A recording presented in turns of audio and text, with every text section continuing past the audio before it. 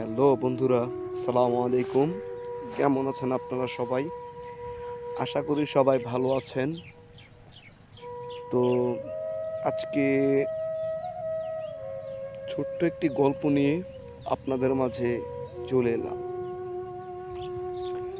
গল্পটি হলো গিয়ে, ঘরের মাঝে যখন শত্রু থাকে তখন বাহিরের শত্রুর প্রয়োজন হয় না।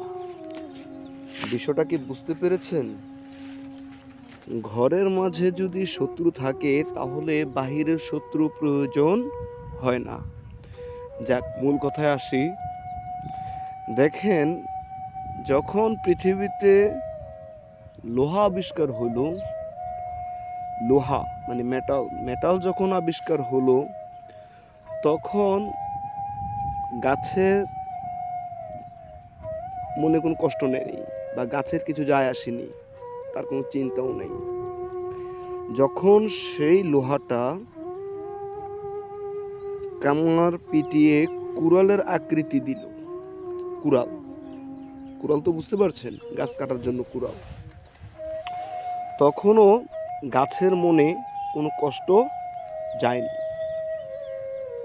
বিষয়টা হলো, যখন এই কুড়ালটাতে একটি গাছের ডাল ব্যবহার করা হলো, তখন কুড়ালটার অনেক শক্তি বৃদ্ধি হইল। তখন কালা গাছ খুব কষ্ট পেল। বিষয়টা তো বুঝতে পেরেছেন কিনা আমি জানি না। গাছ এই জন্যই কষ্ট পেয়েছে, এই জন্যই কান্নাকাটি করেছে যে যখন লোহা আবিষ্কার হলো তখন গাছের কোনো কষ্ট হয়নি। যখন কামার এটাকে পিটিয়ে কুড়োলের আকৃতি দিল তখনও গাছের কোনো কষ্ট হয়নি। কিন্তু কষ্ট হয়েছে তখন যখন ওই গাছের ডাল এই কুড়োলের সাথে সংযুক্ত করা হয়েছে, তখন গাছ কষ্ট পেয়েছে। কারণ গাছ মনে করতো যে যখন এটা কুড়ালে রূপান্তর হইল তখন আমার মনে কোনো কষ্ট জানি, কারণ তারপরেও গাছ কাটা এত সহজ নয়। যখন নিজের ঘরের মানুষ শত্রুর সাথে যুক্ত হয়ে নিজের ক্ষতি করার চেষ্টা করে, তখন তো মনে এইভাবেই কষ্ট চলে আসে। বিষয়টা হলো এরকমই যে ঘরের মধ্যেই শত্রু থাকলে বাইরের শত্রুর প্রয়োজন হয় না। বিষয়টাকে বুঝতে পেরেছেন? কারণ কুড়োল যখন একা ছিল গাছের কোনো কষ্ট হয়নি, যখন ডাল তার সাথে গেল তখনই গাছের কষ্ট হইল। কারণ এখন তো গাছ কাটা তার জন্য সহজ, কারণ তার ঘরের মানুষ শত্রুর সাথে মিলে গিয়েছে।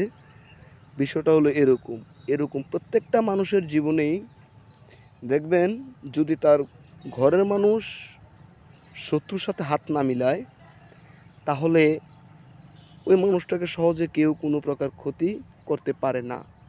হোক সেটা ভাই, বাবা, বোন, মা, স্ত্রী, সকলের ক্ষেত্রে এটা প্রযোজ্য। তাই আমরা বলতে চাই যে ঘরের শত্রু থেকে সাবধান, বাইরের শত্রু কিছুই না। বিষয়টা একদম সহজ। আমার এই গল্পটি যারাই শুনেছেন, যদি ভালো লেগে থাকে একটি লাইক, একটি কমেন্ট, একটি শেয়ার করে যাবেন, যাতে আপনাদের রেসপন্স পেয়ে আরও ভালো কিছু ভিডিও আপনাদের সামনে উপস্থাপন করতে পারি। ধন্যবাদ সবাইকে। ভালো থাকবেন সবাই। আসসালামু আলাইকুম।